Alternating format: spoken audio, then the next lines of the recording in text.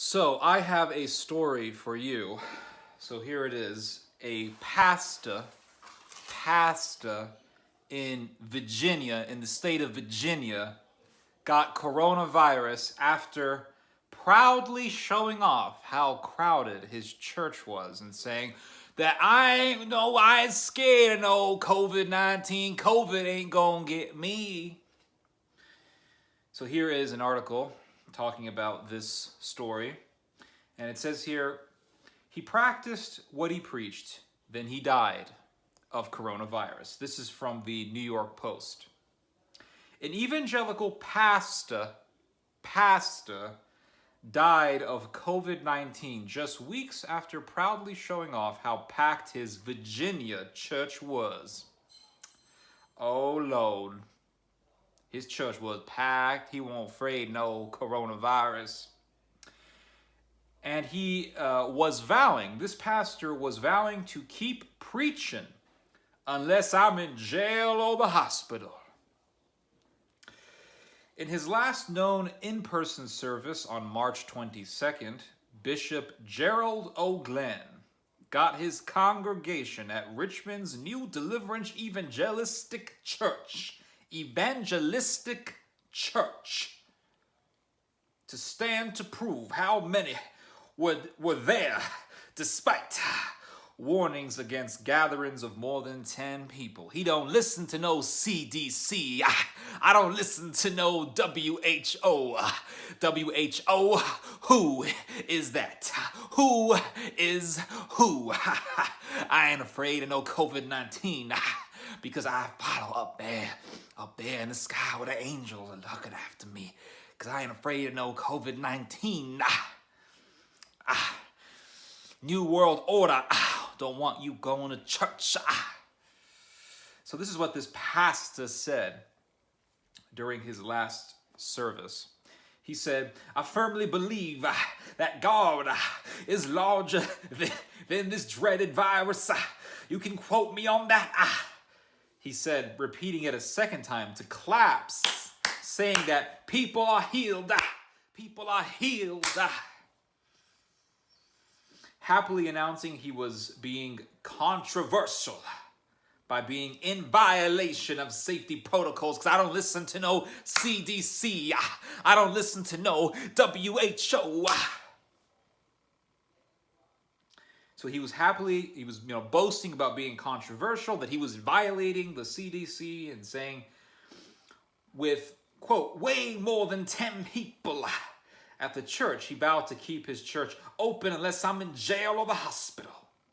Well, he went to the hospital. I am essential. I'm a preacher. I talk to God. On Sunday, his church announced with an exceedingly sorrowful and heavy heart that the pastor had died a week after being diagnosed with COVID-19. His wife, Marciatia Glenn, is also sick with COVID-19. You see how easily this stuff spreads? Their daughter, Margery Crawley, told WTVR that her father initially dismissed his symptoms because he has a condition that often leads to fever and infection.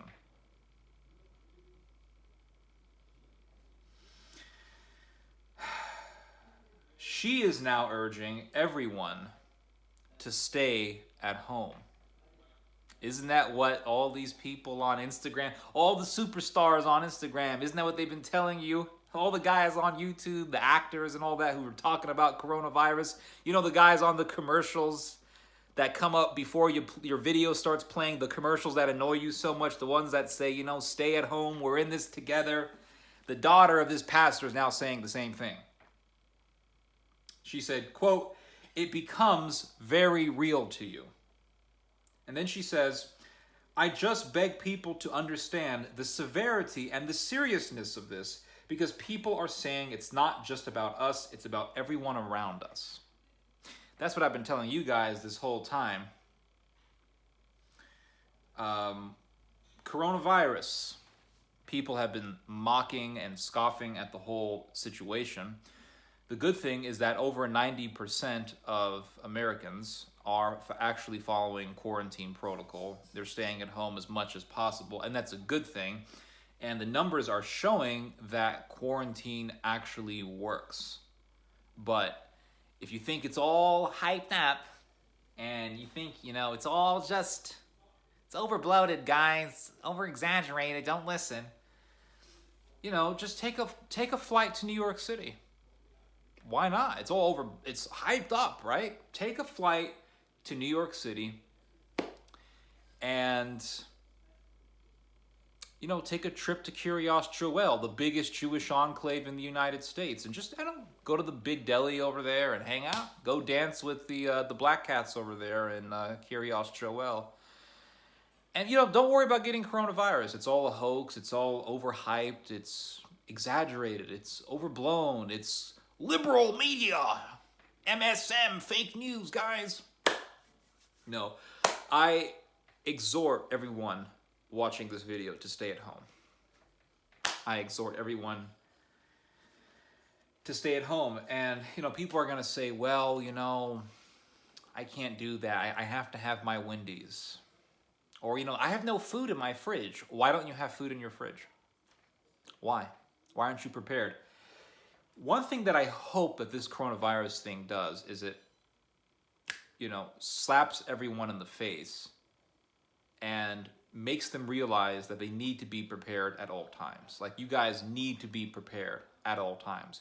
You guys need to stock up on food. You guys need to always make sure that you have at least 2 to 3 years worth of food in your house. And I'm not talking about stuff that rots. I'm talking about stuff that you can save, that can preserve on the shelf for a long time. Food that has a very long shelf life. Things like canned food is extremely important. If you have dried rice or dried beans, you need to put them in buckets with the preservative packs. I forgot what they call them. Refreshment packs or something like that. I forgot what they call them, but there are these packs. You put a number of them in the can, and they will actually preserve the shelf life of the food for decades. And they work with things like dried beans and rice, potato flakes, dried milk, things like this. Do your research and know how to do this, know how to prepare, and make sure you are always prepared so that when this happens again, and it is going to happen again, all right? Viruses are going to be here until kingdom come. It's going to happen again. Always make sure you are prepared for that. And it's getting really annoying to hear the right-wingers and the scoffers sit here and say it's just no big deal, it's overhyped, left-wing propaganda. And it's like, okay, fine. Go to the grocery store, walk around all the time. Go to a big crowd. Go find a big crowd. Go take a flight to Kiryas Joel. Go to a hospital. Walk around. Walk around. Go hug a bunch of people. Well, I don't want to get coronavirus. Why not? It's overblown. Don't wash your hands. Don't wash your hands. Touch your face. Don't wash your hands and touch your face all the time. Touch your eyes, touch your nose, touch your mouth. Touch the whole thing. Who cares? You're not going to get it, right? It's overblown. And they say, well, the numbers aren't even that high. Yeah, because people are actually following quarantine. Most people, at least. Hopefully. Because the numbers actually right now are... We really don't know what the end result is going to be. For now, we really don't know. This thing could last all the way up to the end of this year. Right now, there are 70 vaccines that are being created, or there are different firms that are attempting to create, dozens and dozens of vaccines. Right now, we don't have a vaccine. Right now, what we have is a virus that is extremely infectious, extremely contagious, and it will fill up your lungs and drown you to death. That's what this does. It fills up it forces your immune system to have an overreaction, and then your lungs fill up with liquid and you die. It's very, very serious. And some people don't have any symptoms. Some people are immune to it. People react differently to these things. But even if they are immune to it, they still have coronavirus, and they will spread it around if they are around other people. Just look at this pastor. His wife got coronavirus because, well, they live together. So it's not just about you, it's about all the people around you. But we've come a long way from the Black Plague. And one thing that people realized in the Black Plague was that quarantine works. Because that's eventually what people started doing. They went home, they locked the doors, nobody came in, nobody came out, whatever food they had, that's what they lived off of. Quarantining does work. And when you're dealing with a contagious virus, the mentality that you don't want to have is the mentality that I'm seeing a lot of people having, and that is the mentality of, well, I've got to go to church. Here's a question for the people out there thinking this way. Did Jesus say, allow the lepers to live amongst everyone else? No. Jesus went to the lepers and healed them. He went to the valley of the lepers and he healed them. He healed lepers. But he didn't say, everyone should be hanging out with the lepers. Go hug a leper. Go, kiss a leper. Like, he wasn't saying stupid stuff like that. Oh, don't worry about it, guys. Just go hang out with lepers. He healed the lepers. And so you have these people who are like, well, I just got to go to church, got to go to mass, got to go to mass, got to go to mass.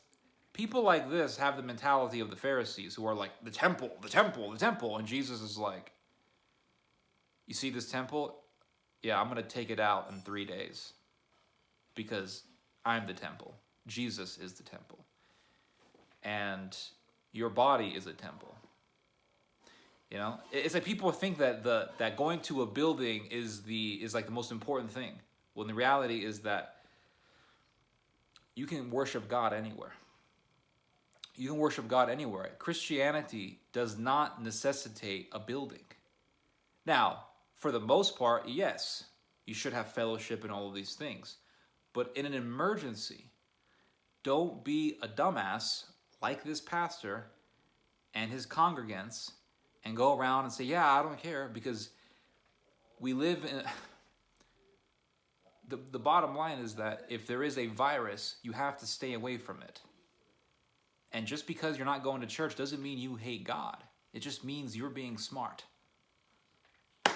So don't be like this fool. Anyway, giving you guys my opinion here.